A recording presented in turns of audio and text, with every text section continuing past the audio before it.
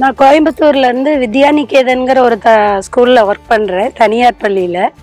என்னோட கணவர் வர முடியாத சூழ்நிலையால வரல. நானும் என்னோட பெரிய பையனும் வந்திருந்தோம்.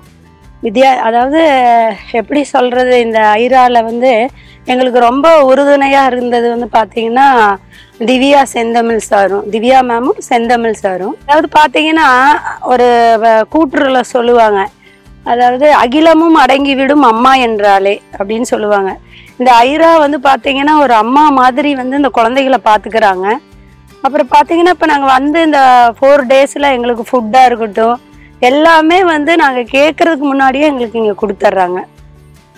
குழந்தைகளோட எஜுகேஷனும் நல்லா இருக்குது. அப்புறம் நான் என்னோட விருப்பம் என்னன்னா, அவனை என்ஜினியர் படிக்க வைக்கணும்னு தான். என் பையன் நிர்மல்னு என்ஜினியர் படிக்க வைக்கணும்னு எனக்கு ஆசை. ஆனால் அவன் என்னன்னா, நான் வெளிநாட்டில், அதுவும் ரஷ்யாலெல்லாம் கிடச்சிது. அவன் வித்யா மேம்கிட்ட பேசுனனாலையோ என்னமோ எனக்கு வியட்நாம் தான் வேணும் அப்படின்னு சொல்லி இங்கே ஜாயின் பண்ணியிருக்கிறாரு.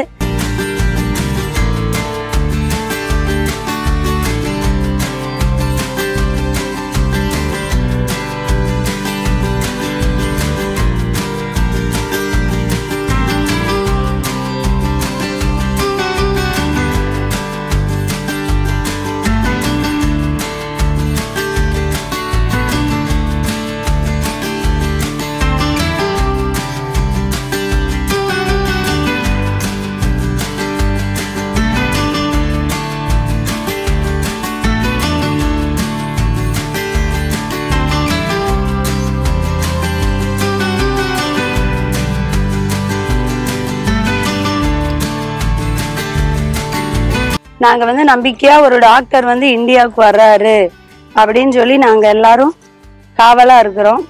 அடுத்து பார்த்தீங்கன்னா இங்கே வந்ததுக்கப்புறம் எங்களுக்கு ஒரு ஃபேமிலியே கிடைச்ச மாதிரி ஒரு 4 ஃபேமிலி கிடைச்சிட்டாங்க.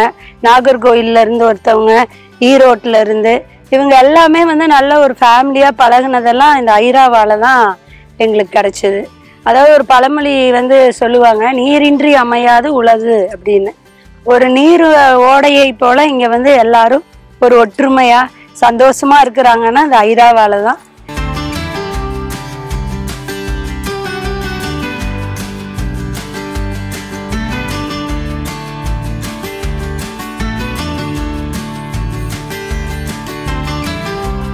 இந்த ஆப்பர்ச்சுனிட்டியை கொடுத்த திவ்யா மேமுக்கும், செந்தமிழ் சாருக்கு, அப்புறம் தீபா மேமுக்கு, ஐராவுக்கு எங்களோட அனைவரோட சார்பாக நன்றியை தெரிவிச்சுக்கிறேன்.